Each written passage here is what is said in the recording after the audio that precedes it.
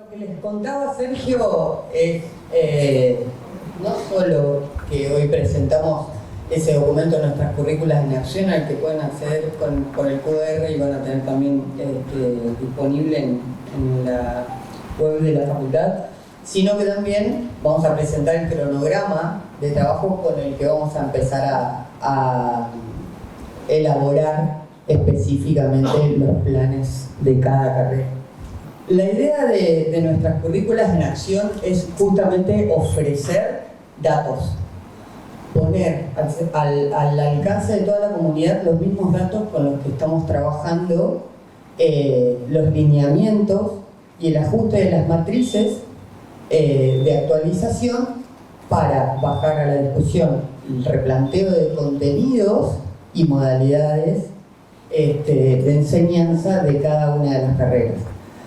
Es decir, que en nuestras currículas en acción ustedes van a encontrar un documento de análisis cual y cuantitativo conformado por el procesamiento de todo lo producido en las instancias participativas, en las encuestas que han completado tanto docentes como estudiantes y graduados, en las actividades de relevamiento que se han realizado hacia dentro de las cátedras y hacia la comunidad, y en la construcción de indicadores estadísticos que venimos haciendo ya en un proceso muy largo desde 2018.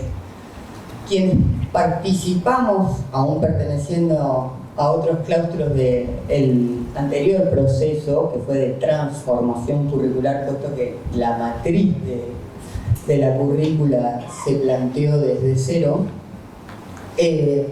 recordarán que para dar a luz de esos planes 2001 se puso al alcance de la comunidad un documento como plan general, ¿no? Como ejes de diseño para las en aquel entonces, dos carreras presenciales de grado de la facultad. En este caso, nosotros, por cómo las dinámicas de producción de información se agilizan y juegan a nuestro favor, podemos poner a disposición de ustedes la etapa previa. ¿Qué es el dato? Y la construcción del dato. ¿En qué consistió? Y que ustedes, como comunidad académica, puedan ir elaborando sus propias conclusiones que contrastarán con aquel documento base de propuesta de trabajo que se presentará en 2023 y que será nuestro nuevo plan general, en este caso para las 3 carreras presenciales de grado de la FADU-UNL. En aquel plan general de 2001 se expusieron fundamentos y conceptualizaciones de los nuevos diseños curriculares y se proponía, en cuanto a estructura operativa y estrategia, instalar un proyecto educativo que apele al mejoramiento de la calidad académica, facilitando la actualización de los contenidos y los objetivos con modalidades nuevas e incorporando criterios de flexibilidad y adaptabilidad a la trama curricular, a una propuesta de trama curricular. Ello implicaba la definición de una matriz de formaciones generales, básicas y disciplinares y de estadios formativos por ciclos y familias de conocimientos por áreas. También requería igualmente la estipulación de asignaturas obligatorias en relación a los contenidos mínimos e incumbencias profesionales y asignaturas optativas y electivas como orientación de terminalidades y especializaciones como espacio de desarrollo e investigación. Naturalmente, a golpe de vista y mirando la historia, vemos que parte de ello pudo cumplirse y verificarse hasta el día de hoy en nuestras carreras, y parte del espíritu de ese plan no pudo traducirse a la realidad de nuestras carreras al día de hoy. Pero además, a 20 años de ese proceso, 22 de ese documento de plan general, se nos suman requisitos, se nos suman exigencias.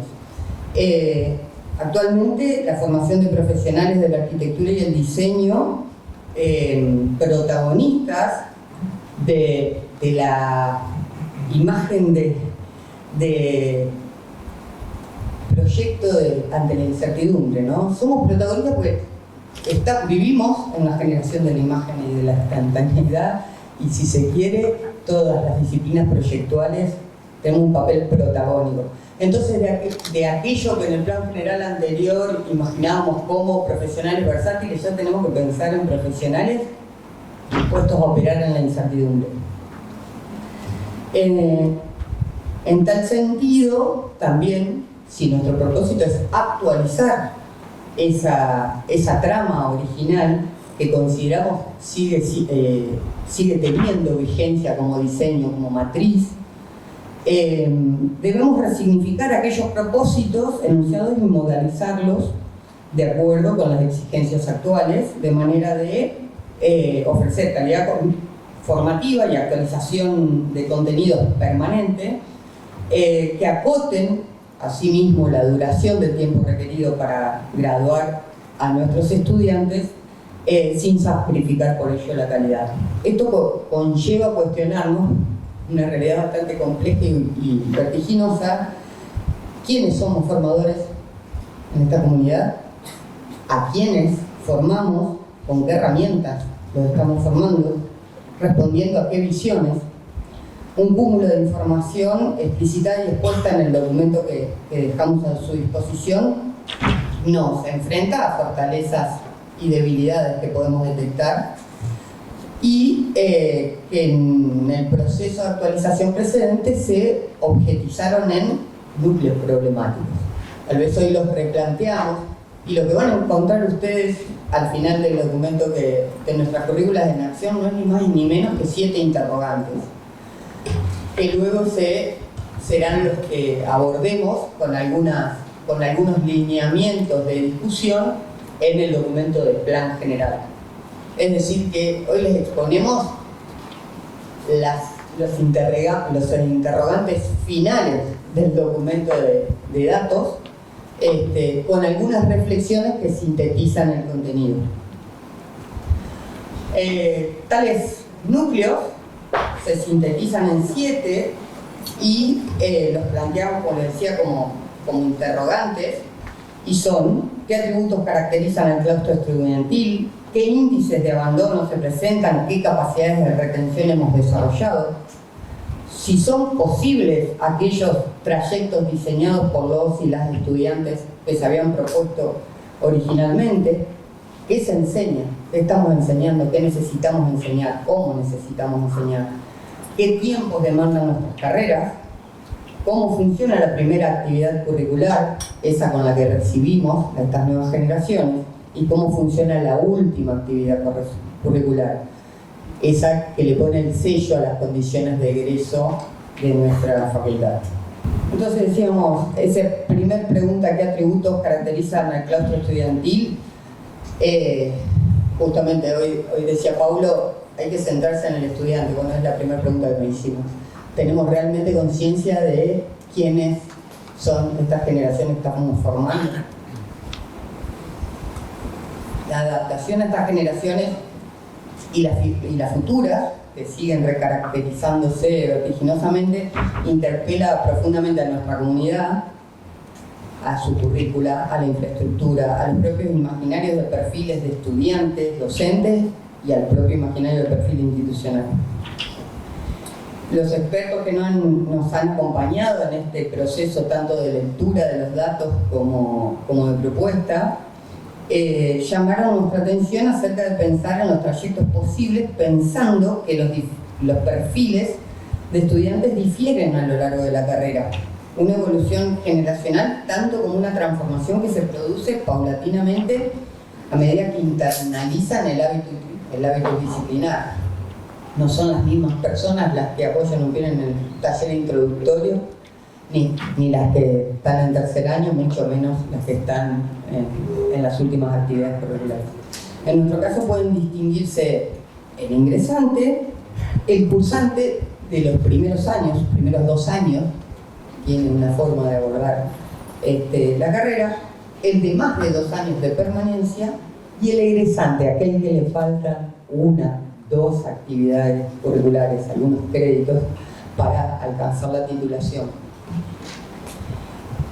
Cada uno está pormenorizadamente detallado en el informe, pero a efectos de dar algunas condiciones generales, justamente es muy difícil caracterizar algo tan heterogéneo como estas nuevas generaciones. Pero si mencionamos la heterogeneidad, tenemos que mencionar también como rasgo en nuestras nuevas generaciones el respeto y la empatía por la diversidad que tienen sobre sí mismos. Una mayor afirmación de la identidad de los individuos, la conciencia sobre la salud, sobre el bienestar físico y emocional, sobre la sostenibilidad. Se visibiliza la valoración de los espacios personales a los que se pretende equilibrar con los estudios. O sea, que se reconoce la predisposición de esforzarse a las actividades propuestas, pero el límite se establece en el punto en que el estudiante comienza a sentir que son prácticas insalubres, que no le dan tiempo o no le dejan dormir, no le dejan recrearse o tiene que postergar otras necesidades personales.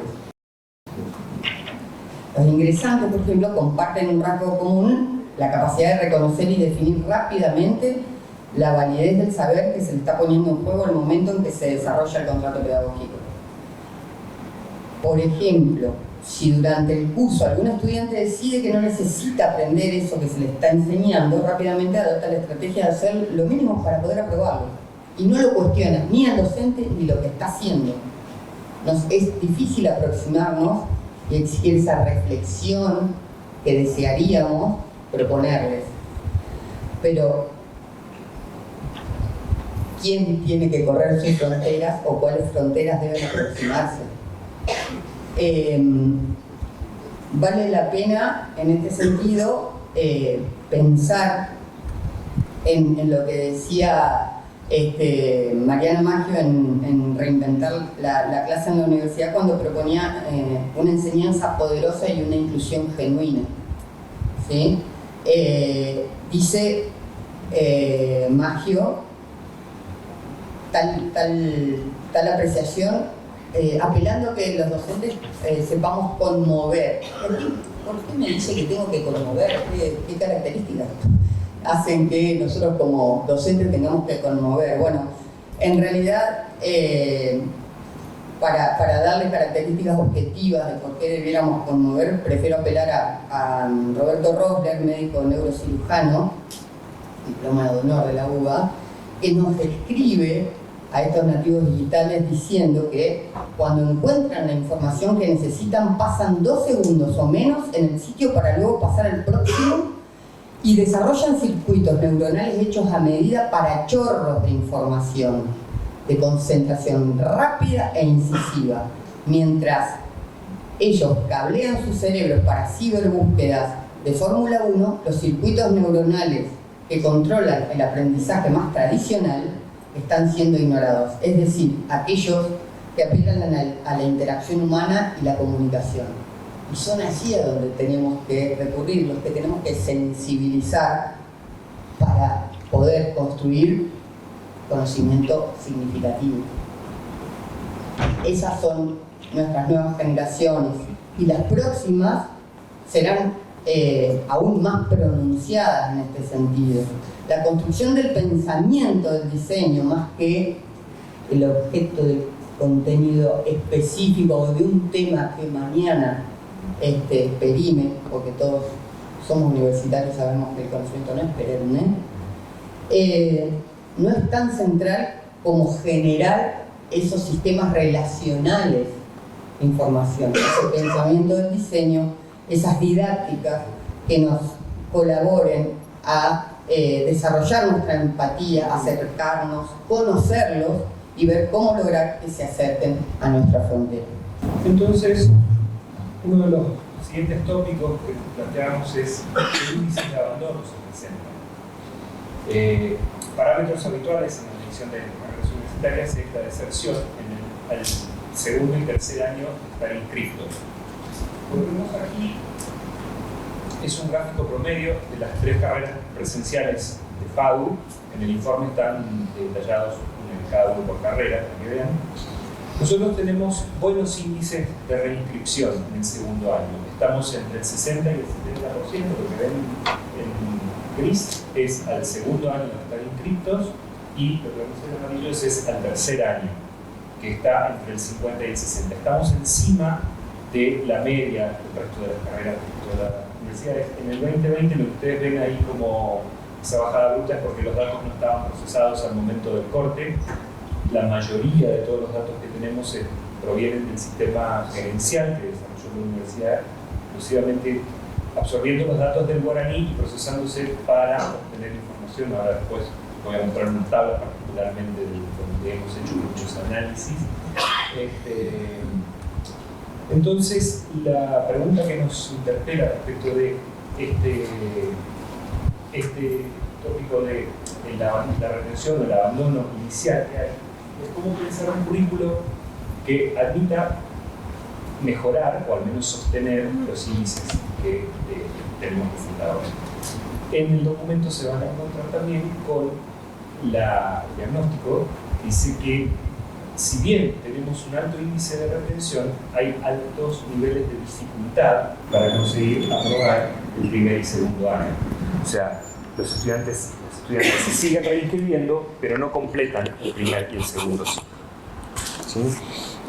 Rescato de aquella encuesta docente que se hizo que más del 62% de los docentes marcaron como necesaria el ítem de introducir innovaciones en las estrategias de enseñanza y aprendizaje para mejorar o retener a los estudiantes en las carreras. El otro punto refiere a si es posible que las estudiantes diseñen sus trayectos curriculares. Aquellos planes del 2001, los planes que tenemos actualmente, pretendían una flexibilidad para que cada quien eligiera o armara su trayecto curricular, como una manera de una suerte de menú donde cada quien fuera eligiendo qué hacer en qué momento. Esa variante y una cuestión intrínseca, idiosincrática que tenemos en FADU, que está percibida por los y las estudiantes, que tiene que ver a una percepción de que estar avanzando en la carrera implica estar cursando algo, tergiversaron lamentablemente ese espíritu que tenían los planes de avanzar más rápido en las carreras a través de la flexibilidad. Voy a unas tablas, voy a mostrar una de las tablas a modo de ejemplo del tablero de gestión curricular, una herramienta que se estaba diseñando ya por 2014-2015. Yo las vengo trabajando desde ese entonces porque participé junto con Adriana Cailón de ese diseño, y donde intentábamos encontrar el recorrido promedio, el recorrido tipo del estudiantado, para detectar justamente esos cuellos de botella a los que hacía referencia Paulo en su presentación. Y descubríamos que no podíamos encontrar esos cuellos de botella justamente. Lo que sí se veía, es una gran acumulación de regularidades, una extensiva acumulación de regularidades sin conseguir índices de aprobación. Brevemente, esto es a modo de ejemplo, esto es una de las tablas a modo de ejemplo. Se hace una tabla de estas por cada cohorte de ingreso y por cada carrera. En cada fila están organizadas las actividades curriculares y en cada columna los sucesivos cuatrimestres. Dentro de cada cuatrimestre, para contarles simplemente qué datos hay, está la cantidad de inscriptos a cursar, la cantidad de inscriptos a cursar, la cantidad de aprobaciones, eso implica regularidades o promociones, la cantidad de inscripciones a exámenes, la cantidad de exámenes aprobados y la cantidad de exámenes reprobados. Esa línea descendente tipo escalera que se ve en verde refiere a lo que sería el currículum prescripto, lo que el plan de estudios propone. Lo que está en verde más claritos, a 1 año de retraso. Lo que está en amarillo, a 2 años de retraso. Se ve en naranja, a 3 años de retraso. Esta tabla sigue anaranjado más oscuro, rojo, bordó, etc. Se sigue, y obviamente de aquí es donde se extraen muchas de las conclusiones respecto de los trayectos curriculares y qué pasa con nuestras currículas en acción, justamente cómo se han implementado, qué ha llevado. Una de las cosas que les decía que sorprendieron a la misma Adriana Cailón es que nunca pudimos determinar un recorrido tipo, un recorrido modélico. porque la cantidad de combinaciones posibles de asignaturas, de tener regularizadas o estar cursando o estar rindiendo, son infinitas. Entonces la cantidad de combinaciones que cada estudiante hace impide establecer algún tipo de recorrido seguido, cosa que se presumía antes de empezar estos análisis. Y tampoco, obviamente, pudimos establecer el recorrido modelo y la duración. El seguimiento de las cortes. Como no podemos establecer un recorrido modelo, tampoco podemos establecer seguimientos de cortes, porque después del segundo año no podemos saber a dónde está la corte, porque nos encontramos con estudiantes que al cuarto año de estar en la universidad, en las carreras, están cursando asignaturas de primero, segundo, tercero y cuarto. Entonces, ¿a dónde está la corte? Es algo imposible de determinar. Entonces, ahí empiezan a aparecer estas primeras situaciones de regularidades extendidas, porque vemos que regularizan, no rinden o se presentan a rendir y no las aprueban, y posteriormente recursan. Entonces, ahí tenemos algunas de las causas de recursadas recurrentes o frecuentes que inciden en el otro de los puntos que vamos a ver a continuación. Dejo el interrogante: ¿cómo establecer estrategias que permitan mayor coherencia entre el avance de la cursada y los contenidos sin rigidizar la currícula? Bien, una cosa para que no se preste a confusión de lo que comentaba Alessandro. Claro, nosotros no podemos hacer los seguimientos por corte, es decir, tomar todos esos nombres implicaría legajo por legajo de los 930 ingresantes que ya tenían una corte, para poder seguirles y hacer una estadística sobre todo. Lo que sí podíamos hacer, y está hecho en el documento que les compartimos, es chequear año a año cuántos de esos inscritos en nuevo ingreso 2015 aparecen en X actividades del segundo nivel o en X actividades del tercer nivel al año sucesivo, etc. Entonces podemos decir que de 500 ingresantes de arquitectura, 300 están haciendo actividades del primer cuatrimestre del segundo año, el segundo año de cursado, digamos, ¿sí? Por la inversa, vamos sacando algunas conclusiones, digo, porque fue un trabajo muy arduo y ya veo que lo ven en el informe y no saben cómo está extraído. Con respecto a este nuevo tópico, ¿qué se enseña? Bueno, tendría que ser mucho más amplio, como les decía al principio, qué se enseña, cómo lo enseñamos, con qué fines, qué es necesario enseñar, qué nos proponemos enseñar, que también es parte del perfil de lo que la institución desea. Naturalmente, en las tres carreras nosotros tenemos currículas centradas y que giran en torno a una asignatura, los talleres. Y el Plan 2001 se proponía esto como modalidad pedagógica en el sentido que los talleres sean ciclos continuos de formación integrada y en los documentos preliminares se preveían instancias de nivelación, síntesis e integración. En lo que respecta a la nuclearidad que se pretendía otorgar a esos talleres como procesos, naturalmente podemos observar que no llegan a consolidarse como tales durante la implementación. La amplia flexibilidad, lo veíamos en los gráficos que muestra Alessandro, la sobreexigencia de dedicación horaria, que veremos más adelante, la superposición de contenidos que se pueden analizar viendo las planificaciones de asignatura por asignatura, pueden dar fe los comités de carrera en este sentido, son todos elementos que obstaculizan esa nuclearidad. Por lo cual, en materia de contenido es necesario tener presente, además, para que no haya tanto volumen, esos interrogantes que nos ha propuesto en su momento Alicia Camiglioni, tanto como Ana María Romano en sus textos, de cuáles son los saberes que se constituyen en válidos, legítimos y que por lo tanto vamos a considerar como oficiales para ofrecer una titulación en esta facultad.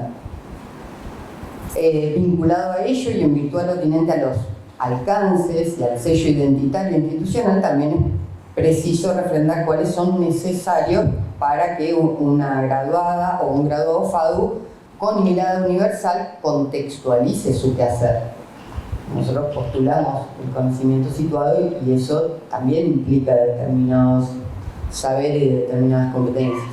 El contexto cobra significado entonces en los contenidos que se desarrollan en las asignaturas, requiriendo la necesidad de actualización constante, así también de estrategias pedagógicas específicas que puedan actualizarse, lo cual nos lleva a una primera aproximación, diría que formaría parte de las primeras pautas del plan general, y es que los contenidos deben dejar de ser temáticos para pasar a ser categorías temáticas en el plan de estudio, de manera tal de tematizarlo de manera actualizada año a año y con todas las necesidades acuciantes que nos estén tensionando. Y mira que leímos tensión en el currículum 45 veces, me olvidé de parar. Bien, en Ana María Romano a esas consideraciones, ¿no?, de esos saberes, cuáles son los legítimos, válidos, a las contextualizaciones necesarias, etc., le suma dos preocupaciones más, ¿no? Y es justamente vinculadas a la enseñanza de las disciplinas proyectuales, y la enseñanza vista desde dos lugares. Uno, el exógeno, de que muchas disciplinas miran, y sobre todo generaciones anteriores a la mía que han mamado a John muchísimos años, miran a la enseñanza de la arquitectura como una enseñanza modélica del quehacer profesional.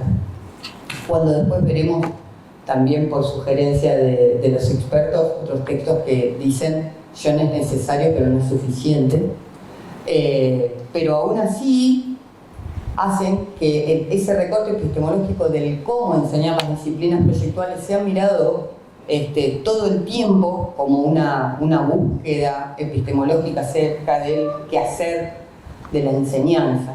Entonces nos preocupa cómo nos miran y qué es lo que proponemos en ese sentido. Y por otro lado, la esencia misma de lo que enseñamos. Somos conscientes que nuestra cultura proyectual es hija de la modernidad y está en constante transformación, pero que paralelamente hay un proceso de fondo de una cultura proyectual mucho más fluida, inasequible y que no tiene características definidas todavía al día de hoy. Y eso forma parte de lo que enseñamos. La actualización, entonces, decimos que tiene que implicar el ejercicio de la reflexión y la crítica, tiene que aspirar a internalizar en nuestros estudiantes la integración, la adaptación, la contextualización. El mayor desafío es, por una parte, optimizar nuestras prácticas más habituales, como la de taller, y para ello contar con el tiempo suficiente para su correcta instrumentación. Todas las asignaturas decimos que elaboramos en modalidad taller, y resulta que algunas tienen 2 horas de reloj. Estamos mintiendo eso, porque teórica y didácticamente eso es imposible. Lo hacemos con un esfuerzo sobrehumano, le tiramos por la cabeza 45 textos que vuelvan, que traigan algo y nos sentamos para discutirlo, pero eso no es modalidad de taller y nosotros lo sabemos en realidad. Entonces, eso será una de las cuestiones que tenemos que repreguntarnos. Y por otra, profundizar en todas aquellas otras modalidades que se sustentan en la construcción colaborativa de conocimiento, promoviendo la composición de los nexos relacionales de teorías y prácticas, es decir, que aporten a la construcción del pensamiento del diseño como objetivo primordial y para las generaciones futuras.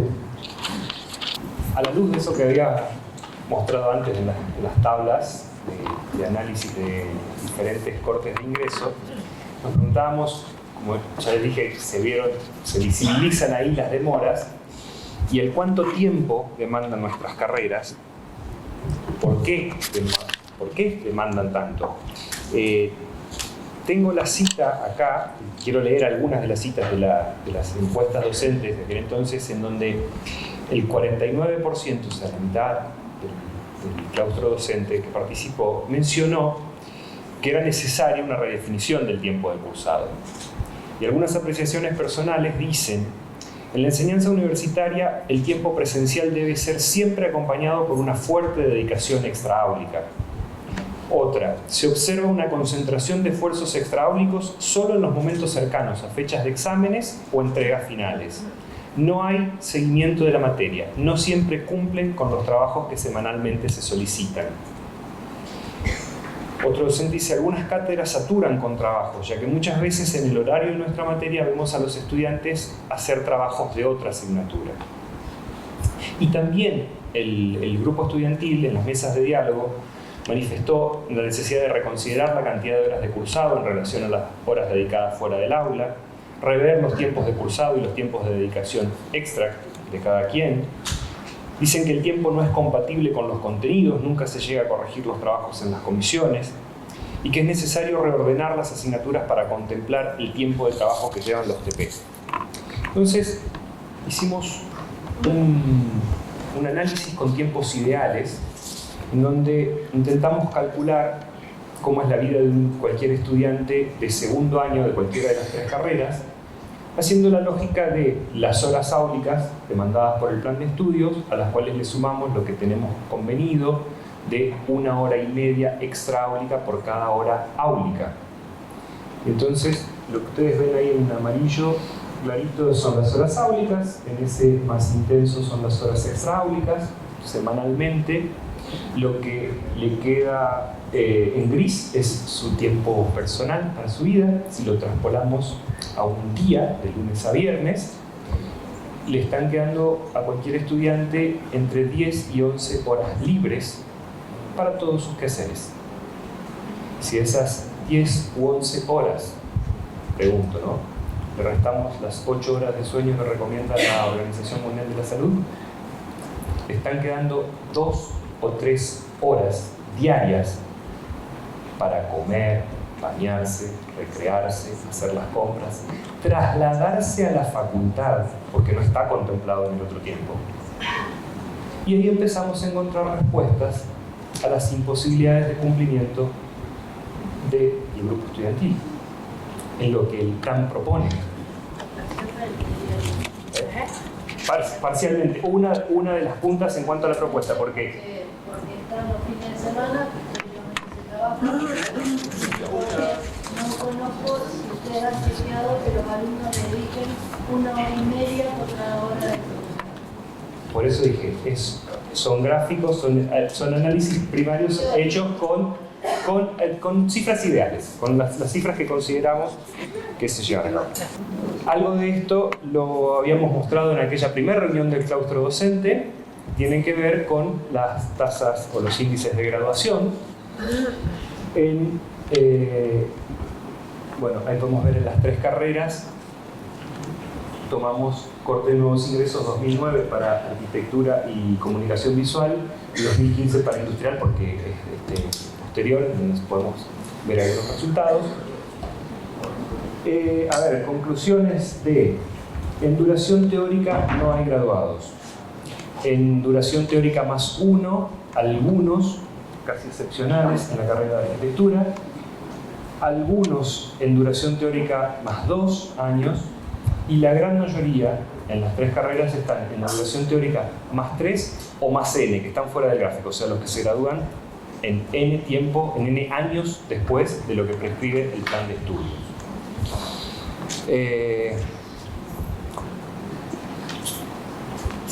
Armando síntesis estamos requiriendo demasiado esfuerzo, como retomando las palabras de Paulo. Tenemos buenos índices de retención, pero nos tomamos demasiado tiempo para formar los profesionales. Estamos demandando demasiado tiempo de vida para quien pretende egresar de nuestras carreras.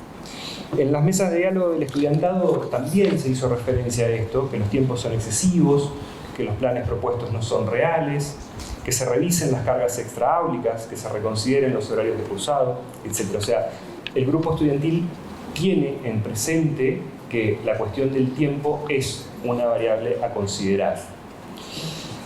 Nuestro punto clave, nuestra pregunta de esto es cómo pensar estrategias pedagógicas para un currículo que pueda ser cumplido. Bueno, desarrollado ya por Lisandro y por May los primeros 5 núcleos problemáticos, o nodos, como le queramos decir, nos queda por analizar lo que son las 2 actividades curriculares transversales que tenemos en la carrera, que se dan al inicio y al finalizar la misma. Claramente, si hablamos de la primera actividad curricular, vamos a estar hablando del taller introductorio, un taller introductorio que aparte es la única actividad transdisciplinar planteada en nuestras carreras. Si bien después, a lo largo del desarrollo curricular, por combinaciones de materias, nosotros hacemos algunas experiencias transdisciplinares que no están plasmadas o pautadas en los planes de estudio, por eso decimos hoy que es la única. Más adelante esperemos que no tengamos que decir que es la única. Un taller que tiene un montón de particularidades, un montón de discusiones, de debates, creo que ha sido uno de los tópicos más discutidos de su implementación, pero que también permite, un poco de lo que decía hablando Lisandro, tener un gran porcentaje de retención. Nosotros en el taller introductorio tenemos, o mejor dicho, en el primer cuatrimestre de nuestras carreras tenemos una retención del algo así del 70%, que está bastante por encima del 40% que es la media nacional. Números que para nosotros, hasta que no los analizamos con las expertas que fuimos trabajando, no los teníamos como un dato tan concreto. Siempre era más pensar ese taller introductorio y todo el debe que tenía, pero cuando viene un experto de afuera, como decía Paulo, mirar las cosas de afuera muchas veces es más simple, nos hacen esta observación y nos dicen una de las falencias de las currículas a nivel nacional es la retención, y una de las ganancias que tiene este taller introductorio es eso, que no lo planta como un espacio curricular ideal, porque sabemos que desde su inicio estuvo planteado como una unidad pedagógica en la que todos teníamos que convenir y congeniar conocimientos, que sabemos que es algo que desde la implementación es un sueño ideal, pero que se discute, se debate adentro de las cátedras, en el ciclo básico, que después de todas esas discusiones, que todos los docentes que son docentes del ciclo básico recuerdan todas las actividades que se han ido realizando, hoy podemos decir que tenemos un taller introductorio que se muestra más integrado, pero no como un único espacio pedagógico curricular, transdisciplinar como estuvo pensado. Y mucho más, si recordamos que en las primeras experiencias el taller de diseño básico era disciplinar. Entonces son todas cosas que se vienen pensando y repensando todo el tiempo. Cuestiones que también se ven planteadas por los estudiantes y por los propios docentes en las mesas de diálogo, cuando nosotros queremos reconstruir un taller introductorio global, pero vemos que en la constitución de las cátedras no hay una paridad de las 3 carreras y mucho menos lo hay en el desarrollo de los conocimientos y herramientas que nosotros entendemos que el estudiante tiene que aprender en ese primer cuatrimestre para poder afrontar con mayor certeza, con menos grados de frustración, los que son las currículas y el mundo del diseño de manera más pertinente en el desarrollo curricular que cada uno de los estudiantes quiera desarrollar. Entonces, nos parece súper importante atender. Hay un montón de cosas para discutir. El que trabajó ciclo básico sabe que el taller introductorio podríamos estar 3 horas más hablando, pero nos parece que son cosas centrales e importantes para traer brevemente acá. El reclamo de mayor conocimientos, herramientas y códigos disciplinares que se desarrollan en las licenciaturas no justamente es por parte de los estudiantes que ingresan o aspiran a ingresar a esas carreras, sino también en las mesas de diálogo quedó muy transparentado que los mismos estudiantes de arquitectura reconocen como válidas y necesarias para su desarrollo en el primer cuatrimestre de las herramientas que encuentran en las que desarrollan sus compañeros. Entonces son cosas que nos parece que hay que replantearse, y mucho más cuando recordamos que el taller introductorio estuvo planteado con una visión holística y global de los mundos del diseño. Algo que es un objetivo, como veníamos diciendo, desde la implementación, pero que no se pudo hacer. Que se delineó, pero que se delineó a lo mejor en algún escenario disímil al que después se fue implementando. Nosotros creemos que es muy importante aproximar esas concepciones en las herramientas que se les están trasladando a los estudiantes para que de esa manera ese primer cuatrimestre sea una unidad temporal asertiva, para que ellos puedan y se sientan preparados luego para poder decidir si realmente el campo disciplinar específico que eligió para el segundo cuatrimestre es el adecuado o a lo mejor no. Para saber si después, a lo mejor cuando vaya avanzando, reconozca cuáles son sus competencias, mucho más que allá tengamos un artículo 43 que nos diga de las competencias de cada una de las disciplinas, pero reconozca en su hacer profesional cuáles son las competencias o los límites de su disciplina y la de su par con la que estuvo estudiando. Creemos que es importante reconocer que teníamos que tener un recorte epistemológico totalmente revisado. Pero como venía diciendo Mai en la placa de que enseñamos, las cortes con las que nosotros nos enfrentamos día a día son mucho más vertiginosas, si los queremos poner en todos los tiempos, en cómo piensan, en cómo se mueven, en los grados de atención que tenemos. Entonces, aparte de ese recorte epistemológico, lo que tenemos que tener es una planificación adecuada y pertinente. Y eso nos va a interpelar a nosotros como educadores en esa real implementación de lo que nosotros llamamos un proceso de enseñanza-aprendizaje continuo, que también Pablo lo decía, en que no hay tiempos para terminar de sentirse totalmente formado. Creo que además está decir que todo esto nos interpela y nos plantea si las metodologías son las correctas, si el taller introductorio tiene que seguir siendo disciplinar o no romantizarlo, sino ponerlo en conflicto en estas tensiones, en pensar desde la mirada holística que estuvo planteado, pero también desde la mirada holística que hoy necesitan nuestros ingresantes para poder incorporar esas herramientas necesarias para después desenvolverse en el campo del diseño. Bien, último nodo. Entonces, lo que caracteriza nuestra enseñanza cuando los estudiantes inician y lo que hacemos al final, ¿no? Más allá de la que va a formar parte de la discusión, de la propia discusión de que nuestra asignatura se llama tesis, pero no es una tesis en todos sus términos. Podría ser una tesina, pero muchos directores, con todo el derecho de directoras, aspiran a que sea más un proyecto y menos densidad conceptual, sí argumentación. Más allá de todos esos debates, que creo que son necesarios y súper potentes, lo importante en torno a estas instancias próximas a la graduación pasa por tres ejes: la modalidad misma de la actividad, la conectividad y correlación que tengan esa actividad con todas las actividades sustantivas de la universidad, investigación, extensión, docencia, experimentadas por los estudiantes en el transcurso de la currícula y sobre todo el ciclo profesional, y la posibilidad de ofrecer orientaciones y o complementos al título general al cual se aspira, puesto que eso afectaría las competencias que hay que verificar. Bien, ¿qué tienen en común las actividades finales curriculares en las disciplinas proyectuales si uno analizaría a nivel regional las prácticas de distintas facultades, de universidades nacionales en lo próximo y en algunas internacionales?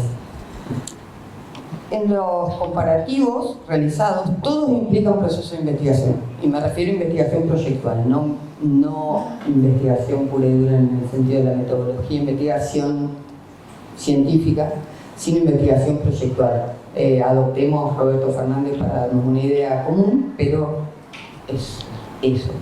Aunque difieren en términos de producto entregable y evaluable en función de las instancias que tiene esa evaluación, que a veces tiene evaluaciones por etapas y otras totales, y las actividades que se acreditan en esa evaluación. ¿Por qué? Porque existen muchos casos en que se acreditan más de una actividad curricular en ese trabajo final de carrera, tesis o proyecto final. Todas tienen como objetivo general que el aspirante a graduarse desarrolle un proceso de indagación, resuelva de forma autónoma,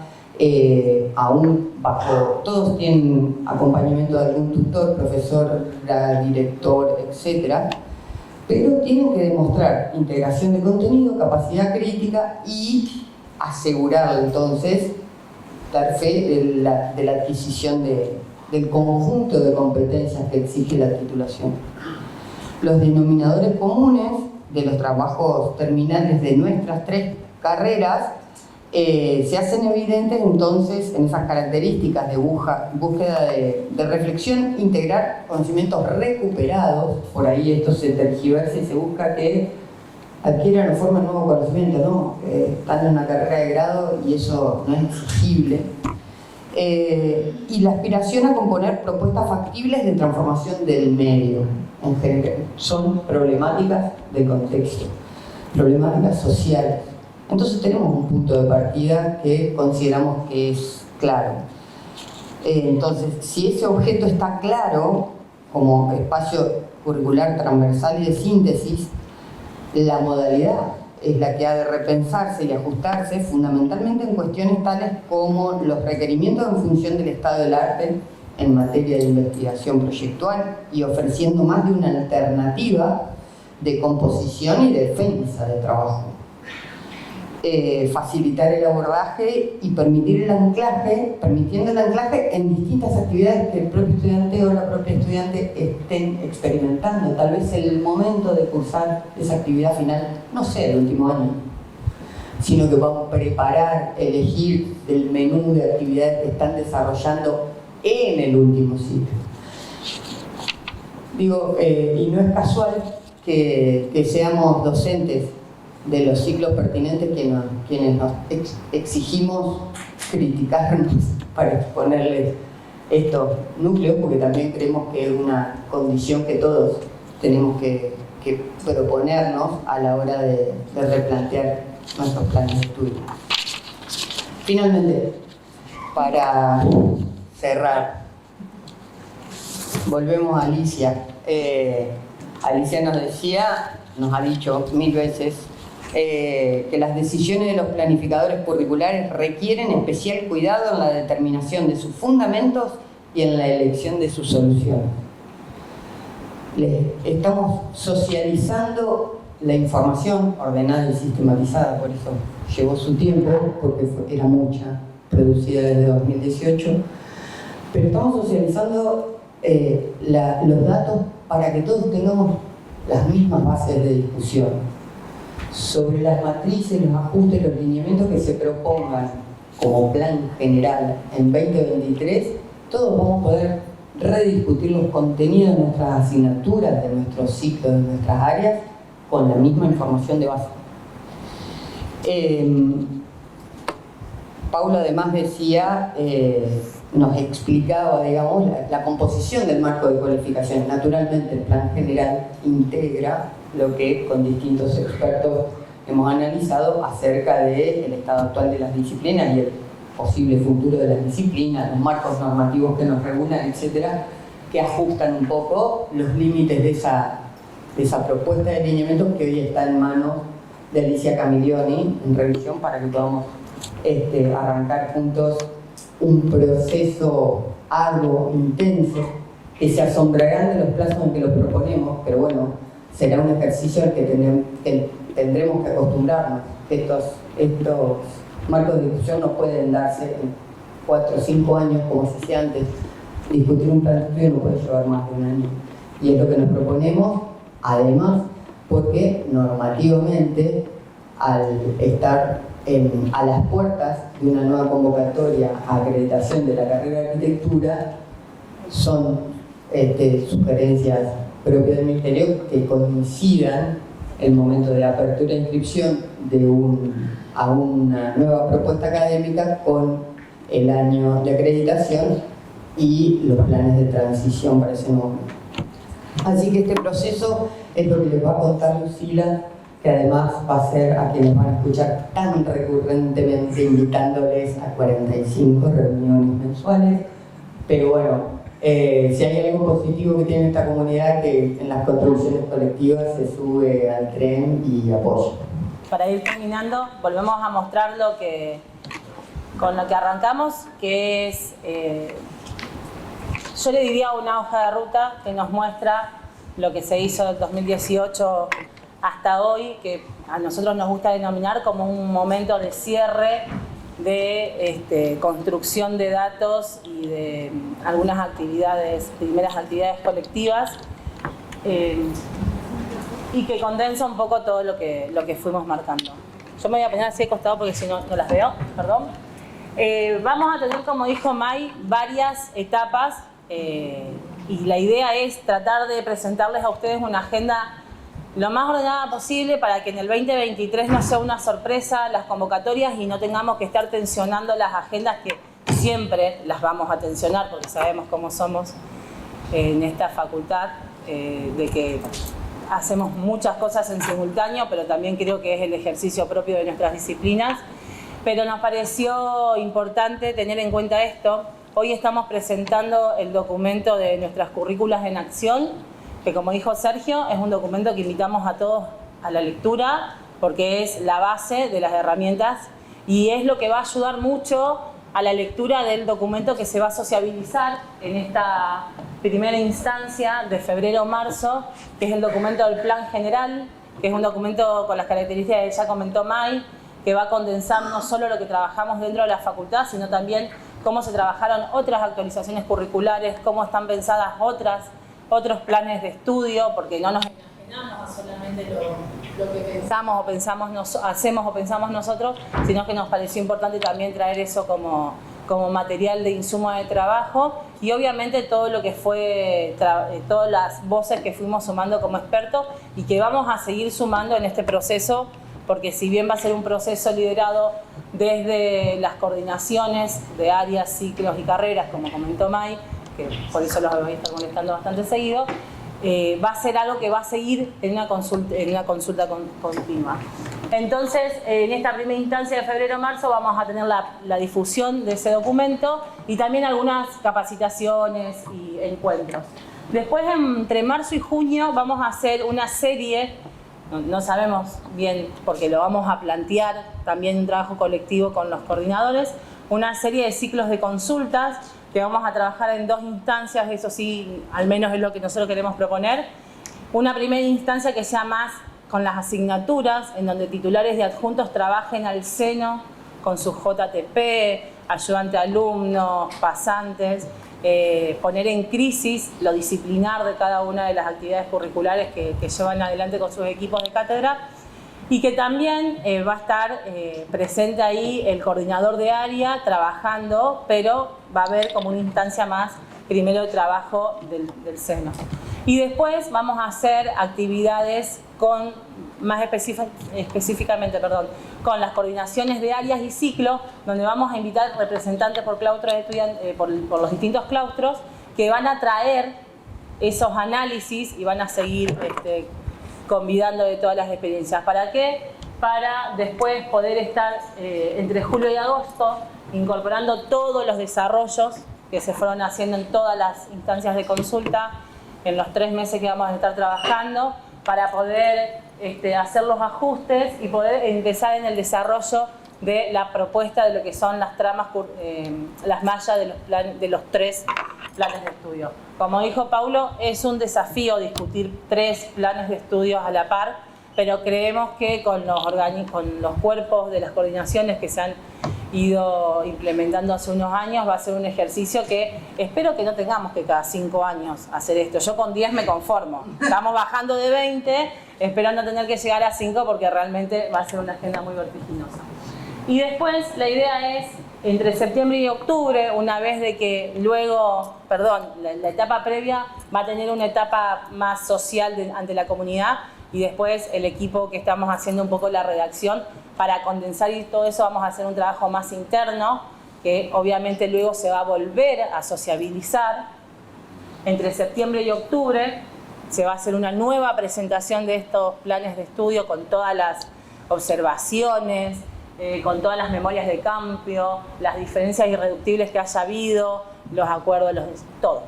Entonces, para que ustedes nuevamente puedan ver esto y una vez que podamos concluir esta etapa, empezar con las instancias forzosas administrativas que también hace un ratito nos contaba Paulo, que van a hacer la formalización de los nuevos planes de estudio, va a ser una seguidilla que esperamos que en noviembre pueda concluir, en donde vamos a hacer primero una elevación al Consejo Directivo, ahí se va a trabajar en comisiones, el Consejo Directivo una vez que lo apruebe, si se hacen observaciones obviamente se vuelve a trabajar, lo eleva al Consejo Superior y el Consejo Superior de aprobar estas actualizaciones de los 3 planes de estudio va a hacer una elevación al Ministerio de Educación, pero como les comentaba Maya hace un rato, nosotros vamos a estar habilitados para que la nueva Corte 2024 pueda ingresar con estos nuevos planes de estudio.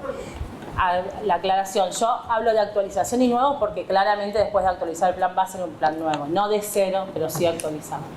Entonces, como dijo May, es una agenda vertiginosa, pero necesaria para concluir el 2023, para saldar las deudas, como decía Sergio, de haber empezado este proceso de actualización curricular en el 2018, haber atravesado una pandemia, entendernos a nosotros como institución tensionada y a veces también un poco cansada de todo lo que nos está demandando el medio continuamente, pero sí en noviembre del 2023, perdón, ya me iba al 24, saldar esta deuda y poder estar aprobando los planes de estudio.